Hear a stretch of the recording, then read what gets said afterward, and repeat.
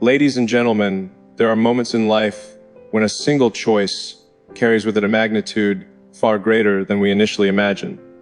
On the surface, a wedding location might seem like a logistical decision, a question of convenience, aesthetics, or symbolism.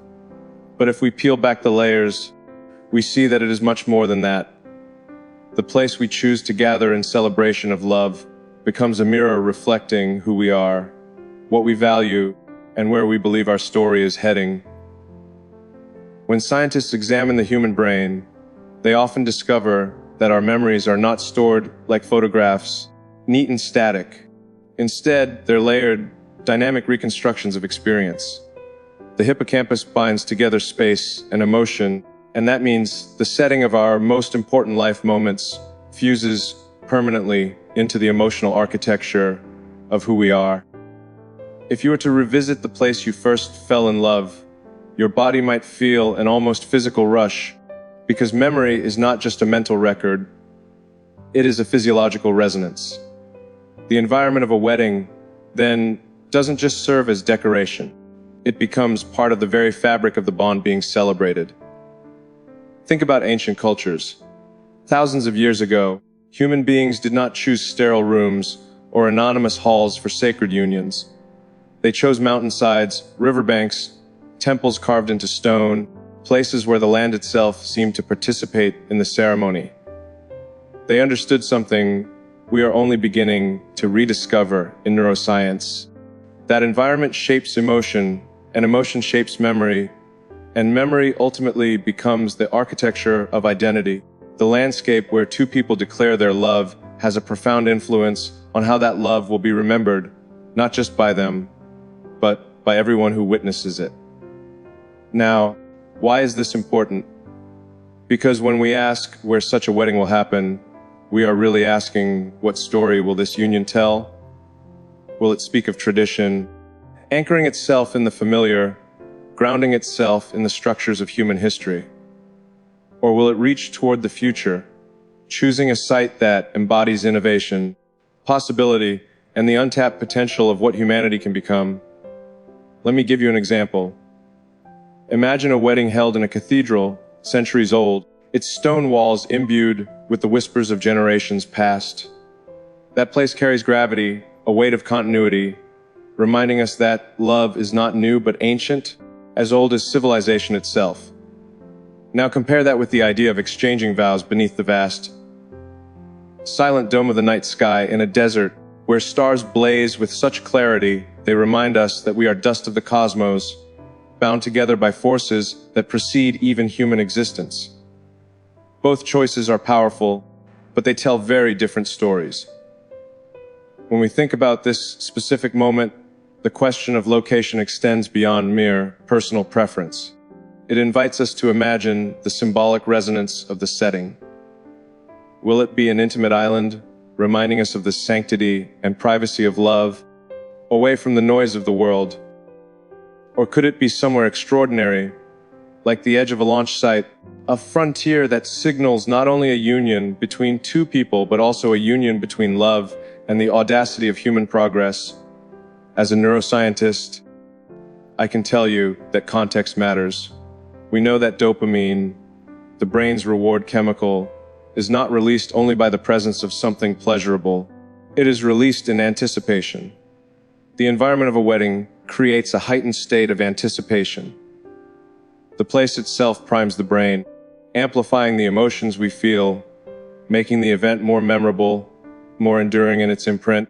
This is why soldiers can recall the smell of the field they once fought in, or why the home where you grew up feels hauntingly alive, even decades later. Place engraves itself into emotion. And so, to choose a wedding location is to ask what environment is worthy of holding this love. What place is equal to the immensity of the moment? Some might say, let it be private, a secluded villa, perhaps in the Mediterranean, where waves crash against cliffs and the air smells of salt and earth. Such a choice would emphasize intimacy and humanity away from the glare of the public eye. Others might argue for grandeur, a palace or a global landmark, because this is no ordinary story. and the setting should reflect its impact on the world. Still others might whisper of something radical, imagine a wedding on Mars, or at least on the frontier of space, turning a deeply personal vow into a symbol of humanity's leap forward. These are not just fanciful musings. Each possibility highlights a different truth about love itself. Love can be private, shielded from the world, an inner sanctuary. Love can also be public, a beacon, a force that inspires. And love can be revolutionary, defying limits, declaring boldly that the human story is still unfolding, and that personal milestones are inseparable from collective progress. We must remember that love, like the brain, is not static, it evolves. The prefrontal cortex teaches us that decisions made in moments of heightened emotion often chart the course of our future more than we realize. So when a couple chooses where to marry, they are also choosing what story they will carry forward, what image will remain in the minds of their children, their friends, and perhaps even strangers who will look upon that union as a symbol of possibility. Consider this: if the wedding takes place in a natural wonder, like a mountain range or the Arctic's vast white silence, then it tells us that love is elemental, rooted in forces larger than humanity. If it occurs in a laboratory, like dome beneath the stars, then it tells us love is not bound by Earth alone. It dares to imagine new worlds. If it is held in a city, alive with technology, architecture, and the hum of progress, then it tells us that love thrives not apart from civilization, but as its heartbeat. The truth is, we do not just inhabit spaces. Spaces inhabit us. They become encoded in the neurons of our identity. And so, when people ask where such a wedding might take place, they are not only asking about geography, they are asking what narrative will this love inscribe into the history of human imagination. That is why I believe the choice of location will not be arbitrary. It will be a statement, deliberate and layered. It will tell us how love itself is being defined in this moment, whether as something ancient and grounded, something intimate and protected, or something visionary and transformative. And whichever direction it takes, the decision will remind us all of a deeper truth, that love, at its core, is not just about two people. It is about the environments we create together, the worlds we build in unison, and the legacies we leave behind. Because in the end, a wedding location is not just a backdrop. It is a declaration. It says, this is who we are, this is what we believe, and this is where we choose to begin the next chapter of the human story. And so, when the question arises, where will it happen? Perhaps the most profound answer is this: it will happen in a place that reflects not only a union of hearts, but a union of vision, of courage, and of the unshakable belief that love, like humanity, belongs not to the past, but to the future. Ladies and gentlemen, when we speak of location, we must recognize that it is not simply about geography, not just about latitude and longitude. It is about meaning, and meaning, as neuroscience reminds us, is constructed through association. Our brains do not process events in isolation. They link them to context, to smells, to sounds, to architecture, to light. The brain is a storyteller, and it uses place as one of its primary tools of narrative. That is why when you remember your first kiss, you don't just recall the lips that touched yours. You remember the room, the air, the temperature, the music in the background, the feeling of the ground beneath your feet. The moment is inseparable from the place. This is why choosing a wedding location is one of the most powerful symbolic acts a couple can make. It is not simply a decision about convenience or style. It is the first co-authored statement of shared vision, where two people decide to join their lives speaks as loudly as the vows they will exchange. The place becomes a vow in itself, a living promise written into the land, the sky, or the structure surrounding them. Now let us imagine some possibilities. Imagine the union unfolding at Cape Canaveral, on the very grounds where humanity has taken its boldest leaps into the unknown. The sound of waves colliding with the Atlantic shore behind the launch pads, rockets towering like monuments of human courage. Such a place would tell us that love itself is a frontier. That commitment is no less daring than sending a ship into the void of space. Or picture a ceremony on a remote island in the Pacific, surrounded by waters that stretch endlessly in every direction. That would remind us that love is an island, a refuge from chaos, a sanctuary carved out of vastness. Each of these choices is not just aesthetic.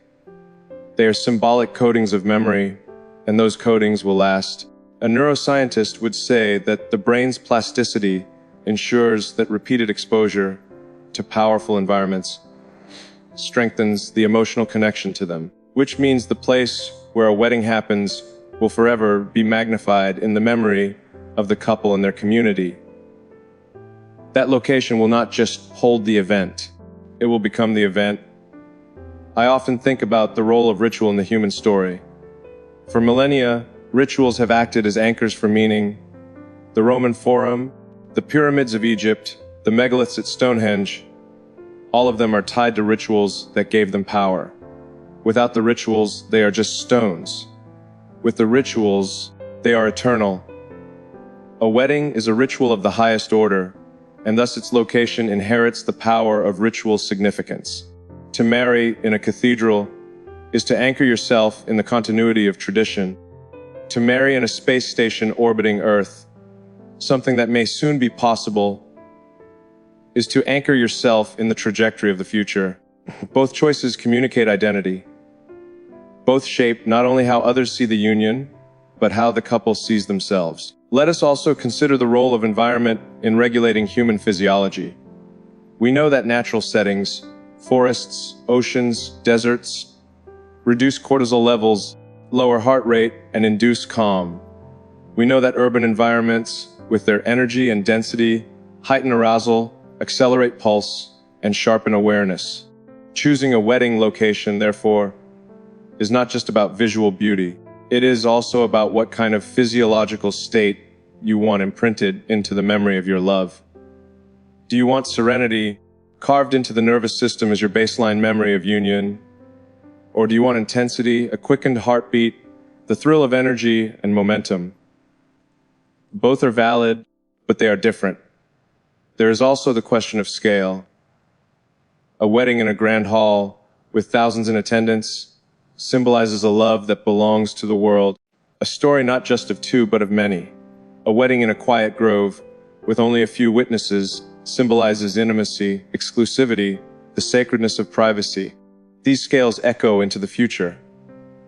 People will remember whether the union felt like a festival or like a whispered prayer. And both images, in their own way, are powerful. Let us look to science for another insight.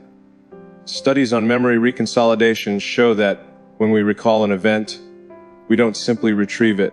We reconstruct it, and in that reconstruction, the environment plays a starring role, which means that the location of a wedding doesn't just shape the memory once. It shapes it every single time it is remembered. Each time the couple, or their children, or their friends recall the event, they will see the arches, the mountains, the oceans, or the stars. They will relive not just the words spoken, but the place in which those words were born. The wedding location becomes a permanent co-author of the story. And now let us think bigger. Could a wedding location transcend even Earth itself? Imagine vows exchanged on the moon, where Earth hangs above like a jewel suspended in blackness. Imagine promises made on Mars, where the red dust beneath your feet testifies to the audacity of believing that love can colonize even the harshest environments. These are not fantasies, they are provocations. They challenge us to expand the boundaries of where we think love can live. They remind us that the story of love is inseparable from the story of human progress. But not all power lies in grandeur. Sometimes the most powerful location is the humblest. A small farmhouse where family gathered for generations. A childhood backyard where seeds of identity were planted. A cabin deep in the forest where silence holds you close. Such places remind us that love is not always about the spectacular.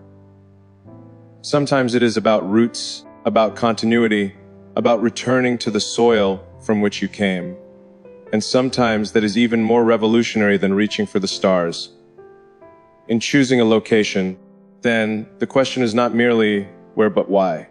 Why here and not there? What truth does this place embody?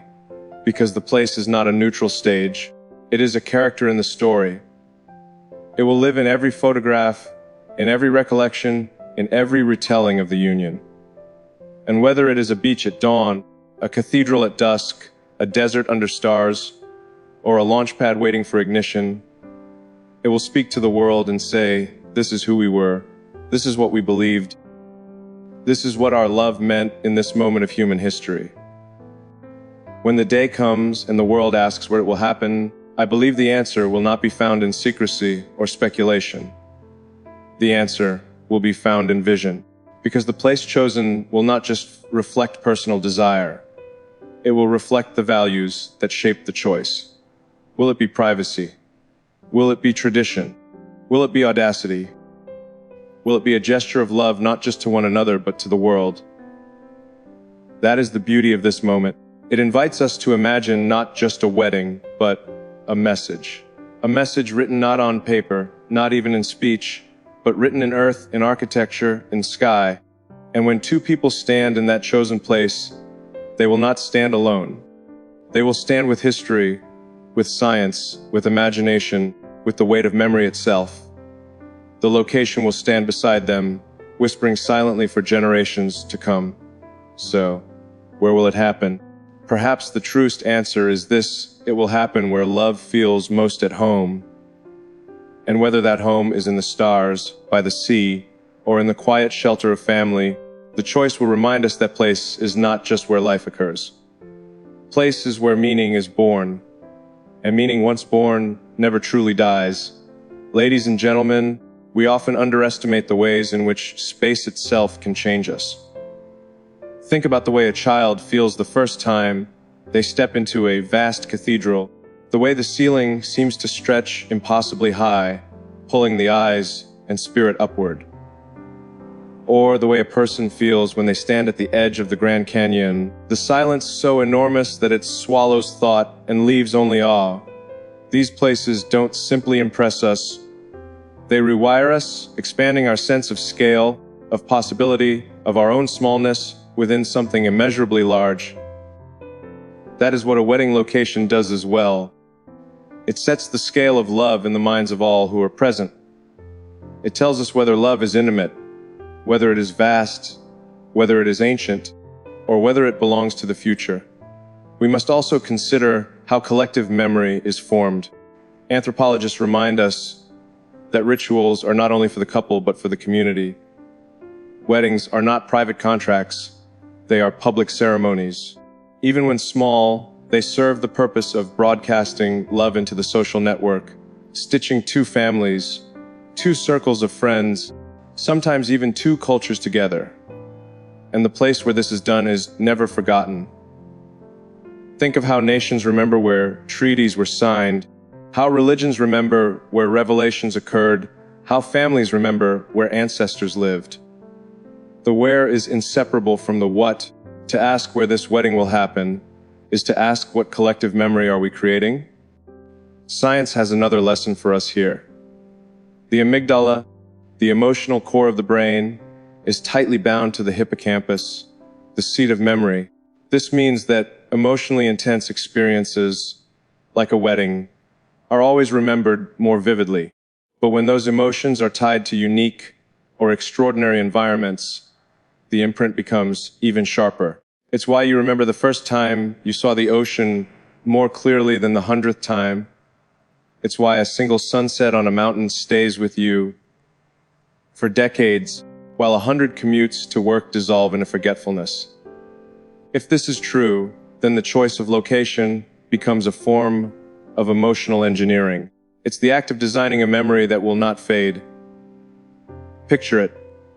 A wedding held beneath the northern lights, the sky alive with colors so improbable they feel like brushstrokes from another dimension. Every witness, every friend, every family member would carry that scene in their minds forever. The memory not just of two people promising their lives, but of nature itself, seeming to bless the union. Or imagine a ceremony beneath the shadow of the Eiffel Tower, where art, history, and human achievement stand as silent witnesses to human love. In both cases, the location elevates the memory beyond the ordinary. And yet, there is an irony we must not forget. While the grandeur of place matters, so too does its meaning to the individuals themselves. Neuroscience teaches us that personal significance often outweighs scale. A modest cafe where two people first met can hold more emotional charge for them than any palace ever could. Why? Because the brain encodes personal narrative. The heart remembers where its own story began, so perhaps the most powerful location would not be chosen for its global symbolism, but for its private resonance. A park bench, a library, a place where a glance or a word first changed everything. In that sense, the most meaningful wedding site may be invisible to the world, but unforgettable to those who matter most. This duality is essential. On the one hand, the world will speculate, will it be on a mountaintop? Will it be in space? Will it be under the ocean? And those questions matter because this is a story that belongs not only to the couple, but also to the collective imagination. On the other hand, the most important truth is that the location must belong to them. It must echo their story, their vision, their shared identity. If it does not, then no matter how grand the stage, the meaning will be hollow. In reflecting on this, I am reminded of the first astronauts who looked back at Earth from orbit. Many of them described what is now called the overview effect, a cognitive shift in which they suddenly understood the fragility and unity of life on our planet. The image of Earth hanging in space changed them forever. That moment was as much about location as it was about perspective. A wedding location, chosen with care, has the potential to create a similar effect, not for the planet, but for the lives of the people present. A shift in consciousness. A moment that redefines not just what love is, but what it means to be human in relation to that love. So where will it happen? Perhaps the answer is this: it will happen in a place that does not merely hold the event, but transforms it. A place that does not simply host a ceremony, but becomes one with it. A place where memory, meaning, and emotion converge so tightly that the boundary between environment and love dissolves.